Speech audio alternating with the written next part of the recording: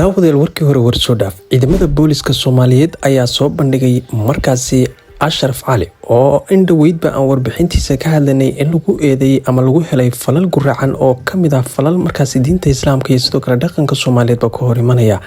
haddaba ninka Ashraf lagu magacaabo ay booliska dowladda federaalka Soomaaliya gaar ahaan markaasi taliska qaybta guud ee booliska ee gobolka Banaadir oo war qoraal soo dhigay page-kiisa sida halkan idinka muuqata. qoraalkuna waxa uu dhignaa sida tan ciidanka booliska Soomaaliyeed ayaa soo xiray eedeysana Ashraf Cali Nuur Sahal oo 24 sano jir ah oo ku eedeysan anshax darro. ciidanka booliska Soomaaliyeed waxay u taagan yihiin fal kasta oo wax dhibaya dhaqankeena suuban iyo diinteena sharafta leh. iyagoo shacabka Soomaaliyeed la hadlaya ayaa waxay yiraahdeen muwaadinka haddii aad la kulanto ama ay ku soo gaarto falal ammaan liddi ku ah kala soo xiriir xafiiska gurmadka ciidanka booliska Soomaaliyeed 991. warka booliska markaad duuxdo waxaad fahmaysaa in wixii warbixino ee aan halkan YouTube-keena hogolnay soo gelinay ay dhammaantoodba run yihiin oo loo xidhay eedeyn aad u weyn taas oo la xidha inuu markaasi faafinayo ama yahay makhluudka ugu weyn ama dadka qaniisiinta kooda ugu weyn lacagaha ugu faraha badan dhalinyarada Soomaaliyeed ku fangareeya.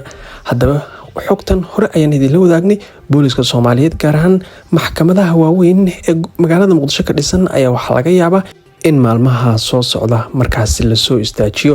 dhawaan waxaa hadashay hooyadii oo arintaasi ka barayeeshay balse booliska Soomaaliyeed oo si dheer ula socda xogtan ayaa waxa la sheegay in ninkan iyo sidoo kale nin kale cadaan ah sidaan horeba warka idinku sheegay in ay qabteen ciidamada sirdoonka gaar ahaan hay'adda NISA oo dhalinyaro dharcada labadooda oo ku xaragoonaya isagoo dikaale ka soo baxay airport-ka qaybta VIP-dana jooga in booliska Soomaaliyeed gaar ahaan dharcadka hay'adda NISA ay qabteen sidaasna lagu keenay markaasi saldhigyada ku yaala magaalada Muqdisho.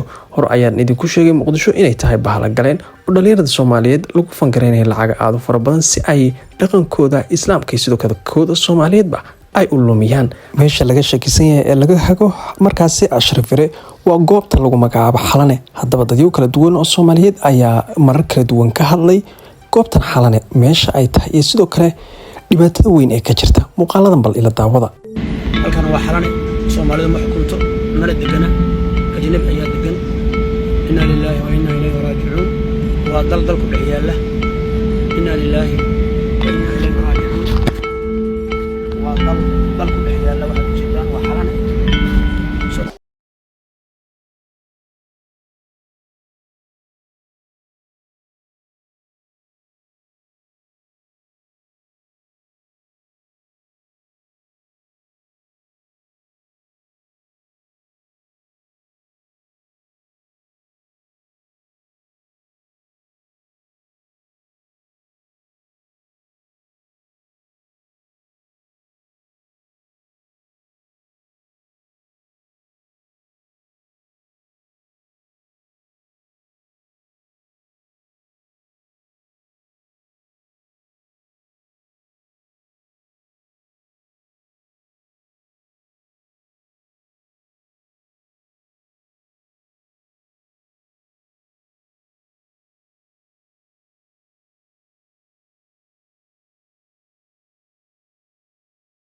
waxaasoo dhanna cid og maba jirto oo aad ayaa loo qariyaa xaruntan waana sababta aanad xogo badan uga haynin magaaladan yarta ah ee ku dhex taalo caasimadda.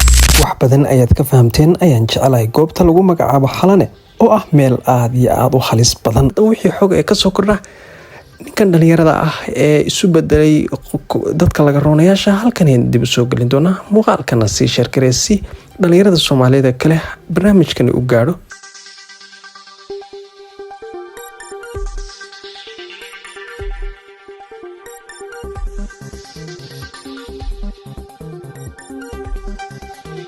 saaxiibada qaaliga waad ku mahadsantiin haddaad soo gaadhay dhammaadka muuqaalka. si aad u hesho dhammaan dhacdooyinka xiisaha leh fadlan YouTube-keena Hogol News subscribe noo saar muuqaalkana like ha ka ilaawn fikirkaagana commentiga hoose nagula wadaag.